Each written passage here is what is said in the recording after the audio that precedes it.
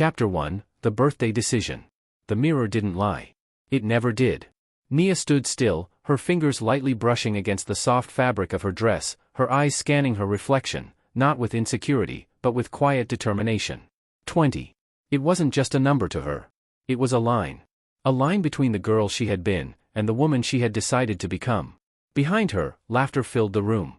"You're still staring at yourself?" her best friend, Lila, teased, tossing herself dramatically onto the bed. "At this rate, we'll miss all the hot men." Nia smiled faintly, but her gaze didn't leave the mirror. "Tonight is different," she said softly. Lila sat up immediately, sensing the shift in her tone. "Different how?" A pause. Then Nia turned, her eyes calm, but bold in a way they had never been before. "Tonight, I stop waiting." Lila blinked. "Waiting for what?" Nia walked toward her slowly, her voice steady. "For the right time. The right person. The perfect moment." She let out a quiet breath. "I've lived my whole 20 years of life in London being careful. Controlled. Proper. Perfect." That word lingered in the air. Perfect. The weight of her family name. Their reputation. Their expectations. Nia wasn't just any girl. She came from power. From influence. From a world where mistakes weren't just mistakes, they were headlines. And she was tired of it. "So?" Lila leaned forward, eyes widening with curiosity. Nia's lips curved slightly. "Tonight," she said, "I choose for myself." Silence. Then, Lila gasped. "No way," she whispered, then jumped up excitedly. "No way. You mean?" Nia nodded once. "Yes." Lila screamed into a pillow. "Oh my God. Oh my God. Oh my God." Nia couldn't help but laugh. "For my 20th birthday," she continued, her voice softer now, "I'm done being untouched by life." Lila grabbed her shoulders dramatically. "We are not doing this halfway. If we're doing this, we're doing it right." Nia raised a brow. "And what does that mean?" Lila grinned. "We find you someone unforgettable. Night with Stars, the club." The night was alive. Lights flashed like stars fallen from the sky, music pulsed through the walls, and the air itself felt electric. Nia stepped inside, and for a moment, she almost turned back. This world was loud.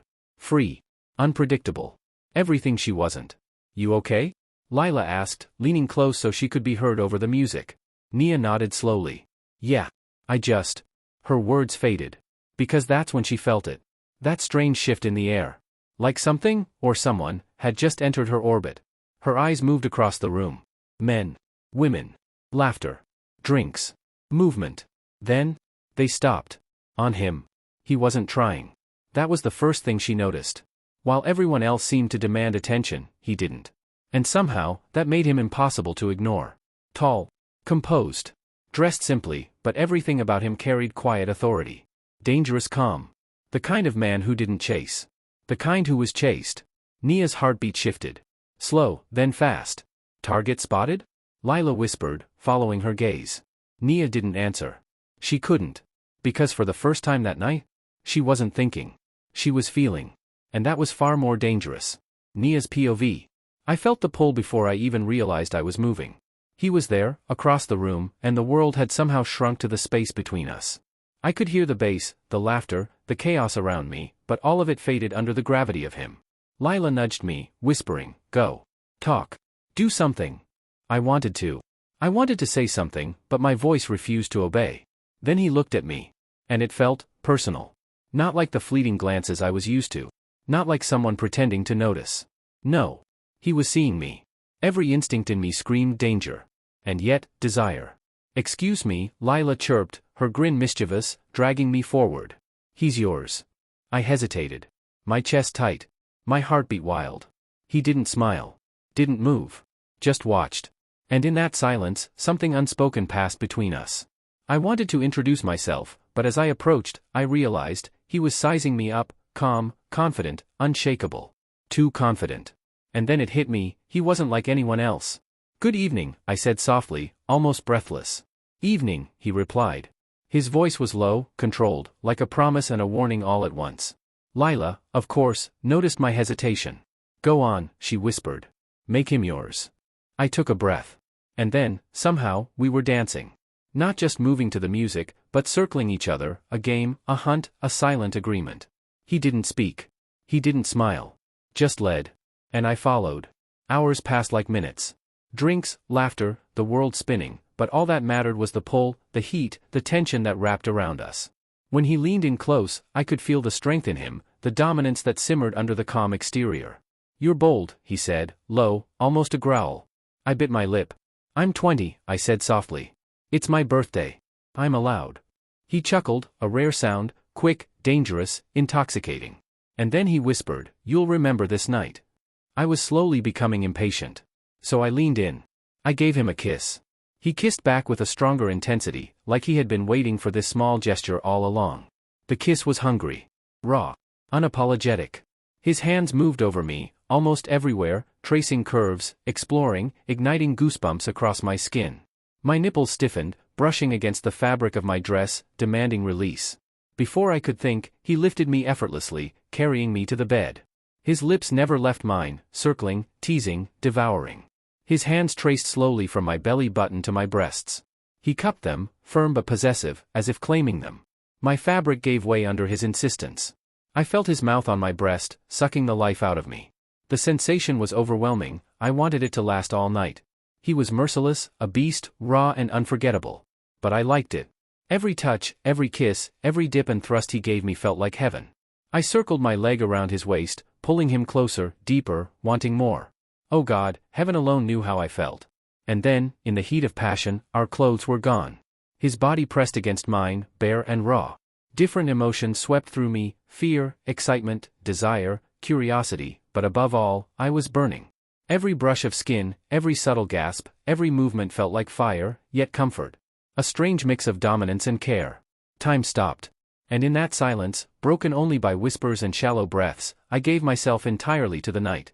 Morning came too soon. I woke to sunlight spilling across his apartment. The bed was empty. Panic struck first. Then guilt. Then, exhilaration. I dressed quietly. Grabbed my bag. Left a note. "Thank you." And ran. 2 months later, the world I had controlled so carefully shifted. The test was positive. I was pregnant. And the man I had left behind had no idea who I was. Adrian's POV. The apartment was silent. Empty.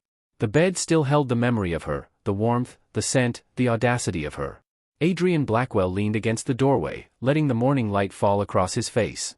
He recalled her perfectly, the way she moved, the fire in her eyes, the tremor beneath her composed exterior. She ran. It was absurd, maddening, infuriating. She had slipped from his life like smoke, leaving him with nothing but the echo of her daring. And yet? I remember everything. Every brush of her skin. Every gasp. Every curve that had pressed against him as if claiming him too. Adrian could still feel it, her scent, her heat, the fire that had burned beneath her careful composure. He wanted her. All of her. Not just for a night. Not just for a fleeting memory. He wanted her beneath him, under him, with him, every day. He wanted her scent mingled with his, her warmth pressed to his until the world outside didn't exist. The thought alone made him restless. Dangerous. Possessed. God, how audacious she was, how infuriatingly tempting. He imagined holding her close, marking her, letting her feel his dominance and restraint at the same time. Every memory of that night made his pulse quicken, each kiss, each gasp, each small surrender she had offered him. If he could, he would lock her beneath him, make the night endless, until every inch of her belonged to him. Adrian exhaled slowly, trying to control the heat coiling inside him. For now, she was gone. But she had not escaped his mind. Every day without her was an ache, a reminder that she existed somewhere, untouchable, yet utterly unforgettable. And one day, he would find her.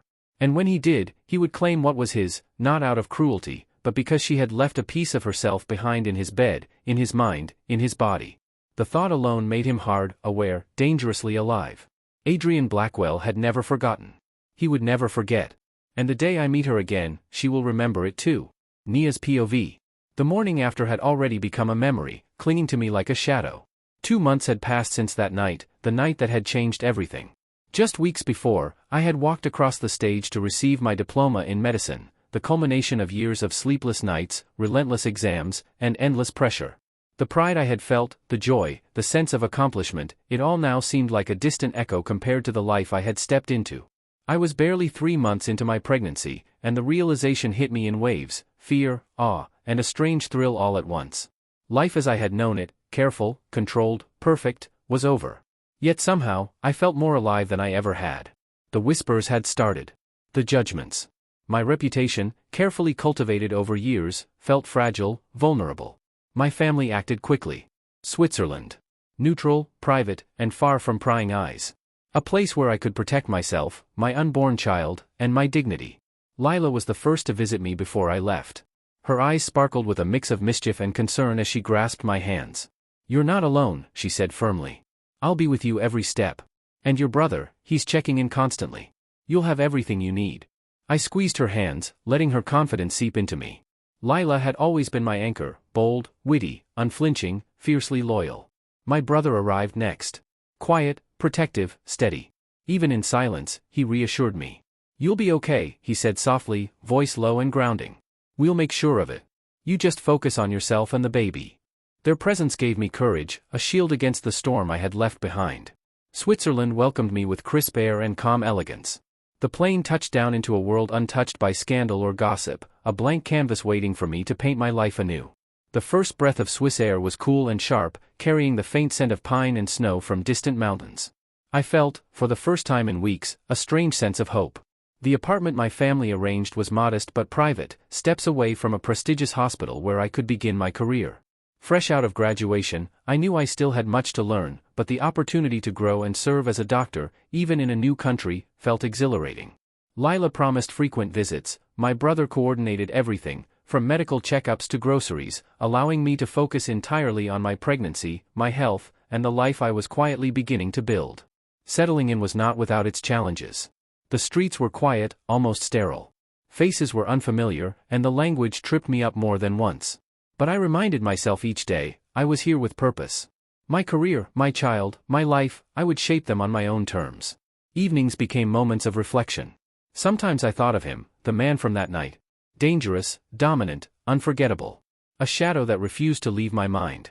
I wondered if he ever thought of me, or if I was just another fleeting memory. But there was no time for regret. I had work to do.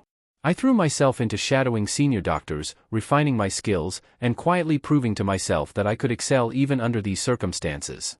Every small success felt like reclaiming a part of myself I hadn't realized was lost. In quiet moments, I imagined the child I would raise, a boy, or maybe two.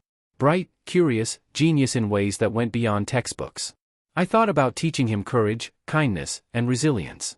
About giving him the strength I had fought to cultivate in myself. Switzerland was more than refuge.